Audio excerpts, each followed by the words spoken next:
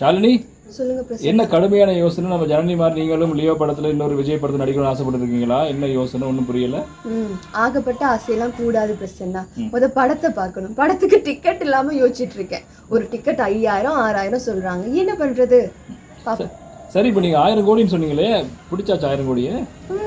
1000 கோடி பிடிச்சிரும் தான் நினைக்கிறேன். ஏன்னா ஒரே நாள் வருமானம் இந்தியாவில மட்டும் 68 கோடியா, வேர்ல்ட் வைடா 148 கோடி கலெக்ட் பண்ணிருக்கான். அப்படின்னா 1000 கோடி வந்துரும்ல. ஆனா படத்தை பத்தி ரொம்ப மோசமா சொல்றாங்க.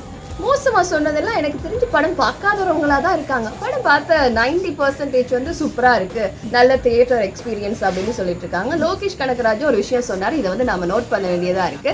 நீங்க அடிக்கடி சொல்லுவீங்கல்ல, டிரெக்டரா நம்ம தியேட்டருக்கு போக கூடாது, ரசிகரா தான் போகணும். அப்படி போயிருந்தா அந்த படம் எல்லாருக்குமே கண்டிப்பா பிடிக்கும் அப்படிங்கறத உண்மை.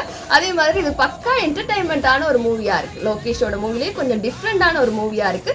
எல்சியும் இருக்குது அப்படின்னு சொல்லிட்டு இருக்காங்க. அப்ப எல்லாருமே போய் தியேட்டர்ல பாத்துடலாம்.